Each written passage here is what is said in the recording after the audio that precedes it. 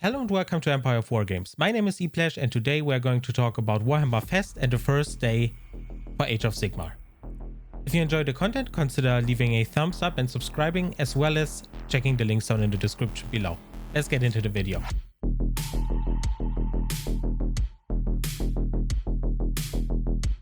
Alright, so we are not going to go in order of the presentation you've seen on Twitch or YouTube, but rather go in the order of the Warhammer community article that will be linked down in the description below.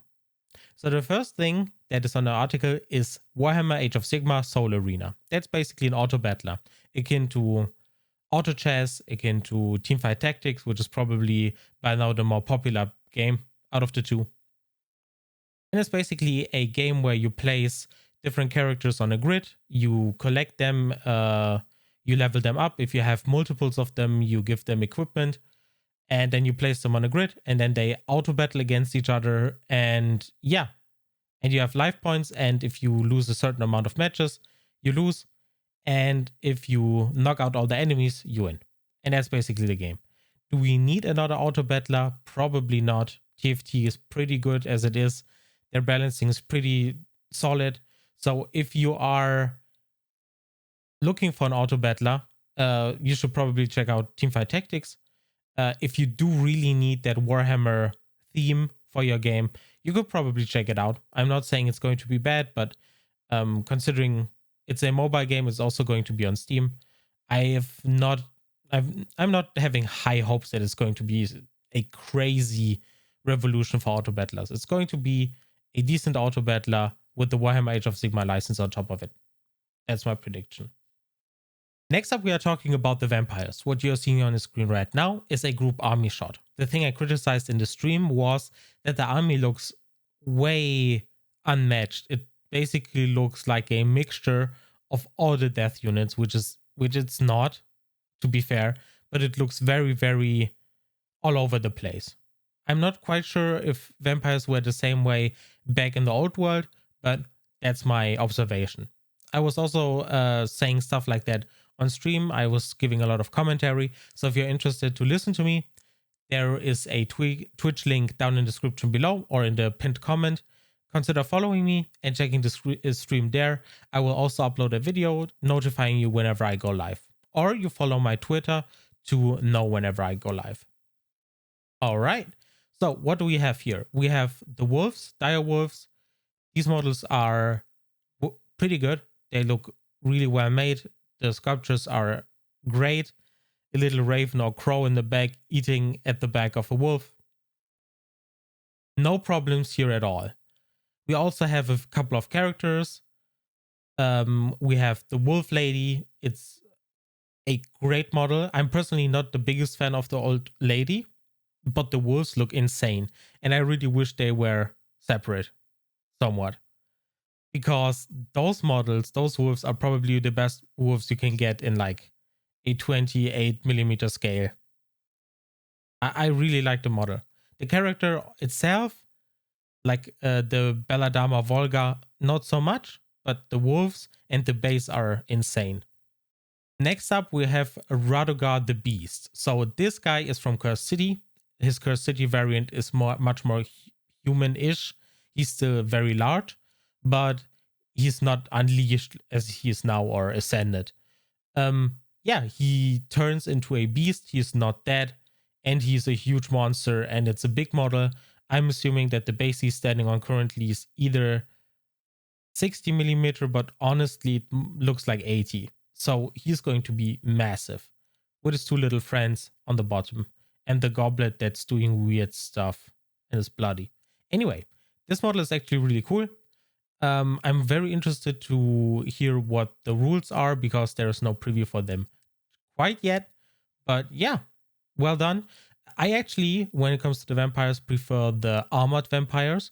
So I was hoping there were also blood knights on foot or like infantry models of them, like those heavy armored vampires. That's not the case.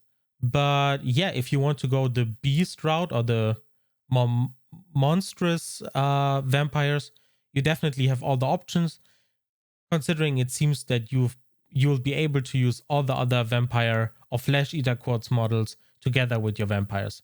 And you will be doing that anyway because they're both from the death subfaction or main faction actually. And the other model we've seen is a huge vampire bat mix. And this was an interesting review because at the beginning they've only shown the torso and then they've shown the rest. And yeah, that looks properly creepy. Great model. They decided against the wings being like spread out and it making it a massive model, but instead it's a little bit more concise and a little bit smaller, which I can appreciate.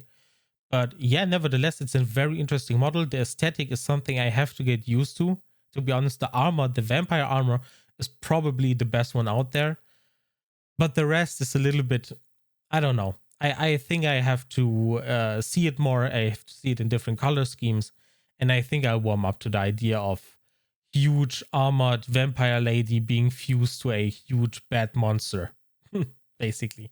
But a cool model nonetheless. Great centerpiece model. Yeah. And then we've also seen like another view or another look at the models we've already seen, like the vampire hunters or the witch hunters, at our undead frog that's suddenly alive again, and at the Slanesh twins, and at our Sylvaneth bard. So these models we've already seen. They're all great in my opinion. There's not one bad model here. Yeah, but we've already seen them, so I don't want to waste too much time. Next up, we have a couple of rules for our good friend Kragnos, the End of Empires. That's his full name. All right, so you have Kragnos. Great model. Huge dude. He's probably standing on a 160 millimeter base, would be my guess. So he's massive. And he is going to be leading the Forces of Destruction. So you'll be able to mix him with Gloomspike Gits. You will be able to mix him up with orcs and ogre tribes and so on. So you have all the options for Destruction. And I'm actually glad that Destruction got a god/demigod kind of character, because the other factions have quite a lot of them. But Destruction was a little bit lacking, and it still is kind of, I feel like it has less factions than all the other like main factions. And yeah, I hope Destruction keeps getting more models, because I feel like they kind of need it. So as for the rules for Kragnos, he has the icon of Destruction. Add 1 to the bravery characteristic of friendly Destruction units wholly within 12 of this model. That's okay. You know, bravery is, as we know it, a +1. Definitely nice to have, nothing to write home about. Then we have the shield, whatever its name is.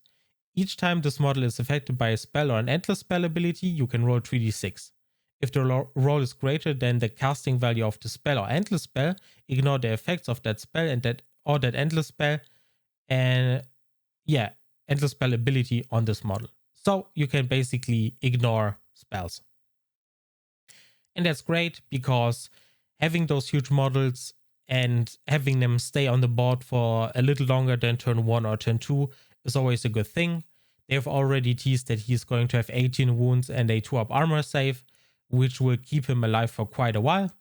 But as we all know, in Warhammer Age of Sigmar, you're wounding steadily on 3s and 4s, like that's the average. So if you leave Kragnos completely unattended, he will fall quickly. So as every big character, basically, everyone dies rather quickly in Age of Sigmar. And that's already it. That was Warhammer Fest for Age of Sigmar. So my criticism on the stream was that it was a little bit, I had no expectations, but it was a little bit too few announcements. I have no other idea how to word it. It's not enough, in my opinion. They've shown models that were already previewed. We've already known about them. We've already seen them in full. And they have shown a lot of vampire stuff, but it feels like the vampires are still missing things, because the most things they previewed were character models. I know we have regular Flesh Eater Corps models as troops or battle line. We have regular zombies and Ulfenwatch from the Cursed City box that you can use with your vampires. But yeah, I was hoping for a little bit more infantry. We got the Dire Wolves, which is certainly a great kit, and I will be getting them.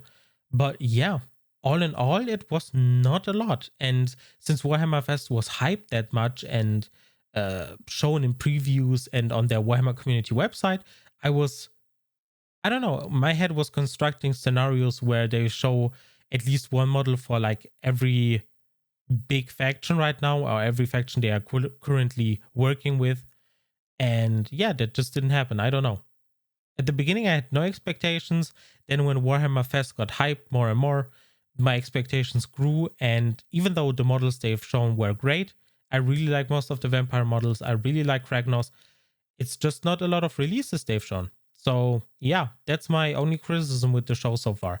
And that's also what makes me a little bit nervous about the 40k stuff, because right now I'm expecting them to have 2 days of Warhammer 40k, and they'll probably be 1 day full of Adeptus Sororitas with their codex and stuff, and the next day will be Orcs or Beast Snaggers with their codex and all that stuff, and that's going to be it.